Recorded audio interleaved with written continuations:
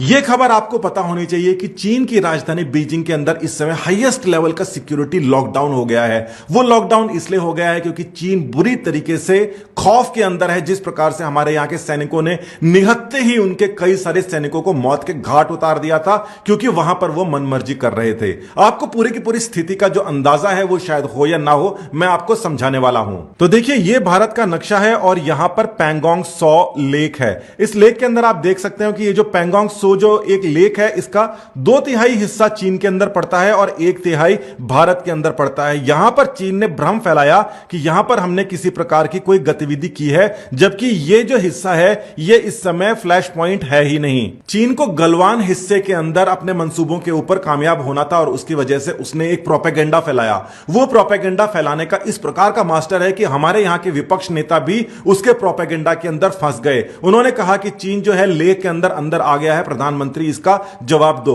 जबकि चीन करना यह चाहता था कि पैंगोंग सो के ऊपर भ्रम फैलाने के बाद में गलवान के अंदर अपना हिस्सा जमाना चाहता था, जो कि उसका काबिल नहीं हो पाया। तो पैंगोंग सो के अंदर जो समस्या है उसको भी समझने के लिए यह सैटेलाइट इमेज है, इसको लगा लेते हैं और यहां पर हमें दिखाई दे जाता है कि जो समस्या है वो यहां पर ये देखिए बिल्कुल वेल डिफाइंड एक चोटी है और ये जो संकरा सा एक हिस्सा है, इसके इस तरफ वाला जो हिस्सा है वो भारत के कब्जे में है और उस तरफ का जो हिस्सा है वो चीन के अनाधिकृत इलीगल कब्जे के अंदर है, जिसको वो एलएसी कहता है। भ्रम फैलाने वाला हिस्सा ये है जिसको 8 फिंगर्स कहा जाता है। 8 फिंगर्स इसलिए क्योंकि ये जो पहाड़ों की जो चोटियां हैं इसको फिंगर्स के रूप के अंदर समझ सकते हैं कि ये 8 फिंगर्स हैं। चीन ये कहता है कि लेवल 4 तक भारत का हिस्सा है, जबकि असलियत ये है कि जो एलएसी है वो यहां से काफी दूर है। इस संकरे से हिस्से के इस तरफ चीन का अनाधिकृत कब्जा है और इस तरफ ये पूरे की पूरी जो 8 फिंगर्स है ये इंडिया के हिस्से में आती है। ये जो फ्लैट सा हिस्सा बीच के अंदर आपको ये दिखाई दे रहा है, इस फ्लैट से हिस्से के अंदर भारत के सैनिक गश्त लगाते रहते हैं। चीन ये कहता है कि ये जो फ्लैट वाला हिस्सा है यहां पर जो इंडिया की पेट्रोलिंग है ये गैर कानूनी है, इलीगल है, जबकि चीन तो खुद ही पूरा का पूरा गैर कानूनी और इलीगल काम करता जा रहा है। मगर फिर भी यहां पर किसी प्रकार का फ्लैश पॉइंट नहीं हुआ है जिसको चीन ने अलग तरीके से समझाने की कोशिश की है। तो इस पूरे वाले हिस्से से बाहर निकल के आते हैं और असल में जानने की कोशिश करते हैं कि यहां पर नहीं, इससे बहुत दूर ये जो गलवान रिवर है यहां पर जाकर फ्लैश पॉइंट बना है। पैंगोंग सो से चीन को कोई फायदा नहीं है, वहां पर कोई मिलिट्री एडवांटेज उसको ज्यादा मिलने वाला नहीं है, मगर उसकी जो नस दब रही है वो ना पैंगोंग सो पे दब रही है ना गलवान रिवर वाले हिस्से पर दब रही है, वो तो दब रही है किसी और जगह, उसको भी आप समझिए। तो इस मैप के अंदर हम थोड़ा यहां पर आते हैं और ये देखते हैं इंडिया की जो बाउंड्री है, यहां पर दौलत बेग ओल्डी नाम की जो जगह है ये बहुत ही स्ट्रेटेजिक जगह है और यहां से ये भी देखा जा सकता है कि ये जो रोड जो दिखाई दे रही है और ये बीच के अंदर ये जो कुछ हिस्सा है जिसको ये दिखा नहीं रहे हैं, ये चीन का बनाया हुआ हाईवे है। दौलत बेग एक ऐसी जगह है जहां पर इंडिया की बढ़ती हुई शक्ति चीन के लिए चिंता का विषय है। वो इसलिए क्योंकि वहां पर उसने बहुत सारा पैसा लगा रखा है और वो जो पैसा है उससे पूरे के पूरे विश्व के ऊपर वो कब्जा करना चाहता है। मगर दौलत बेग ओल्डी के ऊपर अगर इंडिया बहुत ज्यादा मजबूत हो जाता है तो वो जो पूरी की पूरी रोड है वो इंडिया के निशाने पर आ जाती है, उसको भी देखिए। तो इस मैप को देखकर आप समझ सकते हैं, इसका सैटेलाइट इमेज देखते हैं और ये सैटेलाइट इमेज के अंदर ये देखा जा सकता है कि यहां पर इंडिया अगर अपनी ताकत बढ़ाता है तो ये G219 नाम का जो एक हाईवे है ये पूरा का पूरा इसकी रेंज के अंदर आ जाता है। जब भी चीन किसी प्रकार की गलत हरकत करे इस हाईवे को रोका जा सकता है, जो कि चीन की एक तरीके से लाइफलाइन बनने वाली है। वो चाहता है कि लाइफलाइन बने और वो पूरे के पूरे विश्व के ऊपर कब्जा करे। उसके विश्व के ऊपर कब्जा करने पर ये जो हाईवे है इसके ऊपर अगर रोक टोक हो जाती है तो वो कब्जा कर ही नहीं पाएगा। उसका इतना हजारों करोड़ खरबों जो डॉलर्स का जो प्रोजेक्ट है वो पूरी की पूरी तरीके से धराशायी हो जाएगा। ये चीन की असल नब्ज है जिसको भारत इस समय दबा रहा है। तो दौलत बेग से आप ये देख सकते हैं केवल 50 किलोमीटर ही ये यहां से दूर है। इतनी दूर तो हमारी आर्टिलरी की रेंज होती है, उसके ऊपर भी हमारे इस हिस्से के अंदर हम बड़े विमान तक उतार सकते हैं, यानी कि यहां से पूरा का पूरा जो एरिया है ये हमारी फायरिंग रेंज के अंदर आता है, साथ ही हमारे पास में विमान है। तो चीन ये चाहता है कि इस दौलत बेग से ये पूरा का पूरा जो डोमिनेट हो सकता है एरिया, इसको डोमिनेट नहीं करने दिया जाए, किसी भी प्रकार से भारत को रोका जाए। हम अपने हिस्से के अंदर क्या करते हैं, इसके अंदर चीन से कुछ भी हमें पूछने की जरूरत नहीं है, ना हम कभी पूछेंगे। मगर चीन यह चाहता है कि किसी भी प्रकार से यहां का जो यातायात है इसको काटा जाए। हालांकि यहां तक पहुंचने के लिए एक दूसरी रोड है, मगर ये जो नई रोड बन रही है ये यातायात को और ज्यादा फ्लुएंट कर देगी।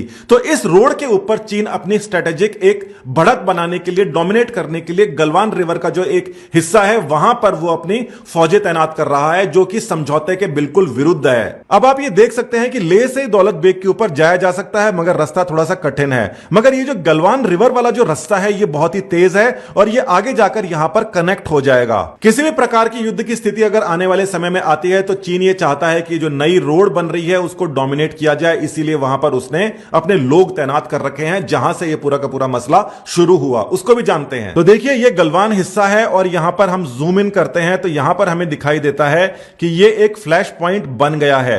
और यहां पर एक और चीज जो आपको साफ नजर आ जाएगी कि ये डॉटेड लाइन है जो दिखा रही है, यहां पर इंडिया एक ब्रिज भी बनाना चाह रहा है, क्योंकि ये जो नदी है ये गर्मियों के अंदर चलती है, सर्दियों के अंदर तो जम जाती है। और ये जो पूरा का पूरा हिस्सा है यहीं पर फ्लैश पॉइंट हुआ है। यहां पर चीनी सैनिकों ने घात लगाकर पीछे से धोखाधड़ी करके हमारे सैनिकों के ऊपर हमला किया था, मगर उनको मुंहतोड़ उसका जवाब भी मिला है। आपको यह पता है कि पिछले करीब 1 महीने से दोनों सेनाएं आपस के अंदर कर्नल लेवल पर मिलिट्री टॉक्स कर रही हैं और दोनों ने यह माना था कि हम अपनी सेनाओं को पीछे हटा लेंगे, मगर चीन तो दूर है।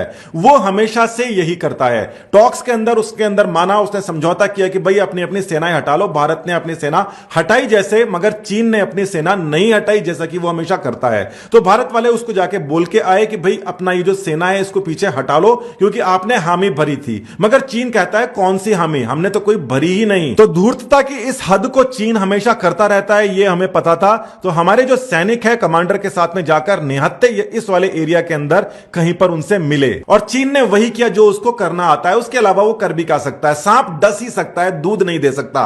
और यही काम चीन के अंदर किया गया। तो देखा जाए तो यह झड़प चीन के द्वारा अनाधिकृत रूप से कब्जाए हुए एरिया के अंदर ही हुई है, एलएसी के इस तरफ नहीं हुई है।